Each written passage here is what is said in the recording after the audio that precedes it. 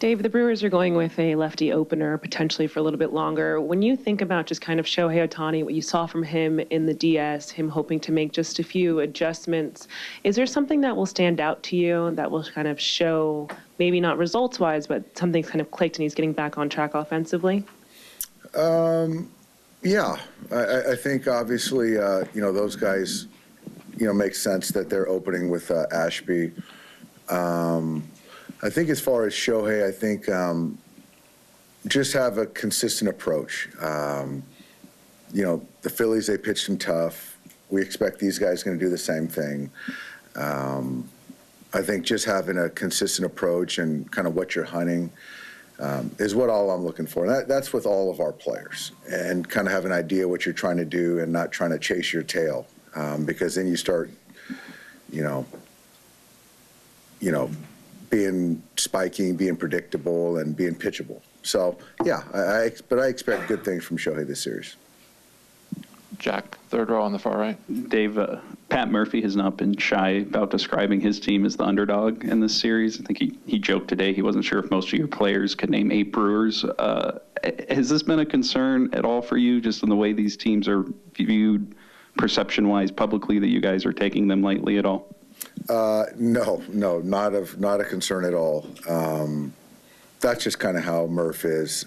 He tries to get in the psyche, and he's telling his team the opposite, right, in the clubhouse behind closed doors. So we know the act. He's going to have his guys prepared, but no, we're prepared. We're playing good baseball, and we expect the same out of those guys. And all that, the talk isn't going to really factor in on, once the game starts. And then teams make a lot of errors against these guys with the way they play. What is it about what they do that kind of leads to that? And how do you guys kind of get your guys prepared to try to avoid some of that defensively? I think what it starts with is they give a hard 90. They run hard. They give a good effort. They try to be opportunistic on the bases, take the extra base. The batter runner is always aggressive as a trail runner. And so with that, it puts a little bit more pressure on the defense to be sure-handed, to be a little bit quicker. And so we're certainly prepared for that and understand that's how they play, and that's the way you're supposed to play. Sonia, second row. Dave, what was kind of behind the decision to add Kasparius and then remove Rushing from the roster? With the rushing piece, we felt that Will is in a good spot to feel that we don't need to protect him to have a third catcher. With Ben, we just felt that having another right-hander to sort of be able to, take down a certain part of their lineup if needed. And Ben was pitching the World Series last year, so he's got some experience as well. With Ben, do you think that not only the minor league stint, but maybe having a little more downtime these past couple weeks can help him get back to where he was first couple months of the season? I think so. Yeah, he's throwing the baseball really well. We've seen it in the lives, and started off well. Then he kind of hit a lull towards the end of the season, but going to the minors and working on his delivery, the confidence, all that stuff, he's taken it and run, and he's in a good spot right now. Anthony in the front row. How do you anticipate using Kershaw this series? I think with Clayton, I feel that you can use him against lefties, righties. I would say potentially it's a multi-inning situation. I don't really know the leverage plus or minus, but yeah, he's going to be available for whatever is asked of him. Let's go up to Bill and then Jason, both in the fourth row.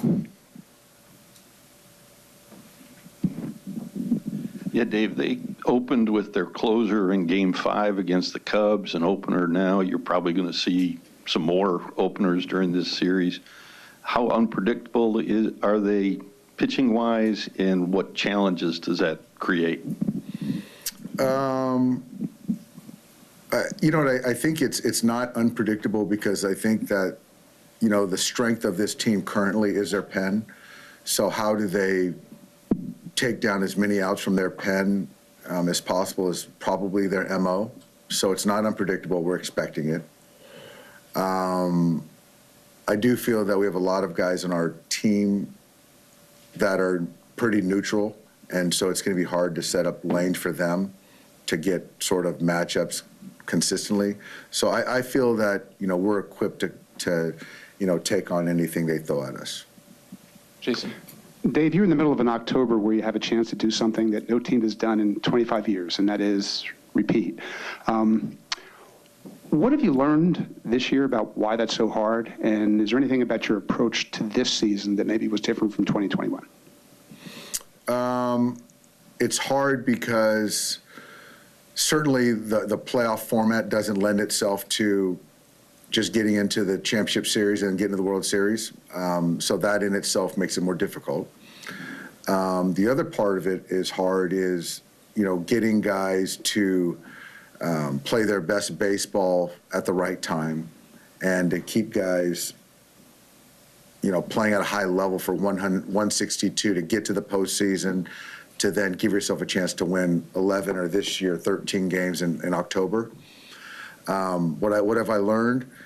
I've learned that you've got to kind of give players grace at points during the season to appreciate the human side of it's hard to play every game like it's Game 7 in April, but know when to kind of turn it on. And I do think that, in that series in Baltimore, we turned it on from that point on.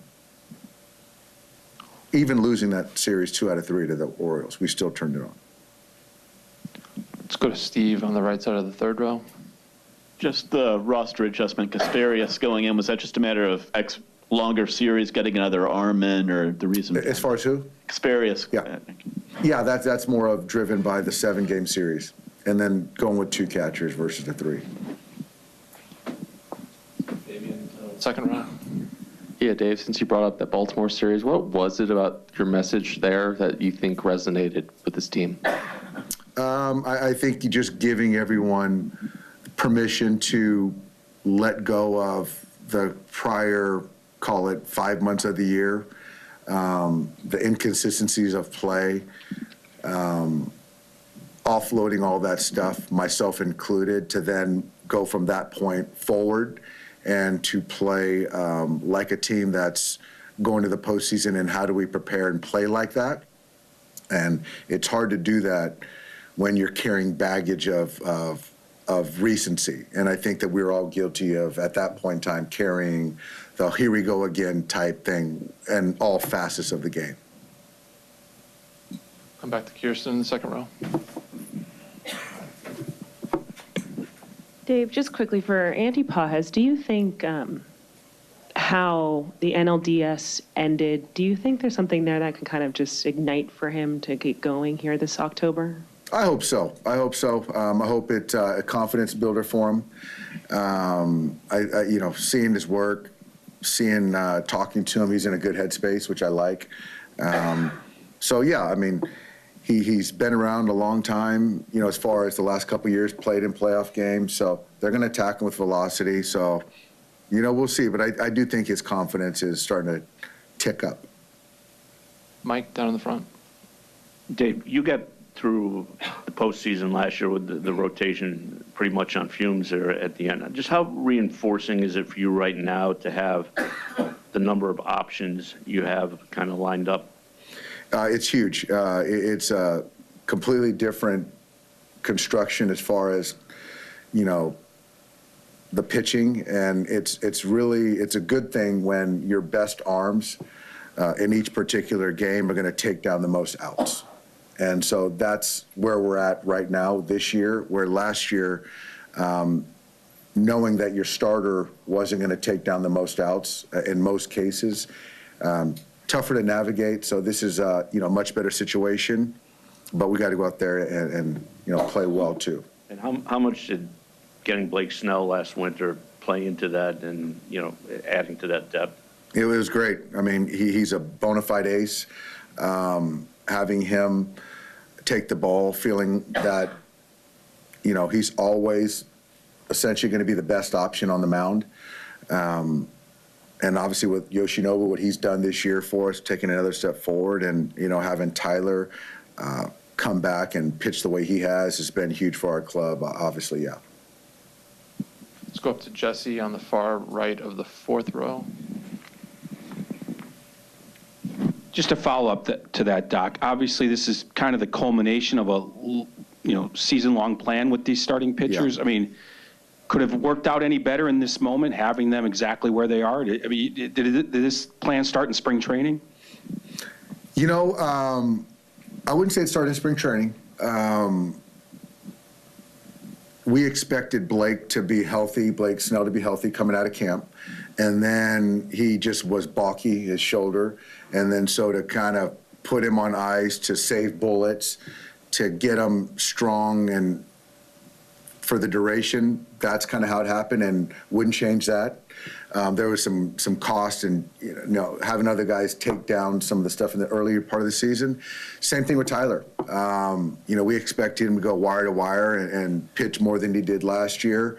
But I think that, yeah, to your question, Jesse, we couldn't have had it any better as far as the workload where guys are at. And even Shohei, we were very methodical and, pitching him 1 inning at a time to 2 to 3 to 4. And so now to feel that he's built up in a way that he is, I think that we couldn't have, it couldn't have played out any better. So a lot of credit goes to, the training staff, the coaching staff, all those guys did a fantastic job. We'll finish up with David, fourth row on the aisle. Dave, will the outcomes of these 2 games determine when you have Glasnow and Ohtani pitch back at home, or is that already set? Already decided. No. All right, Dave, appreciate the All right, time. thanks, See you guys. post game.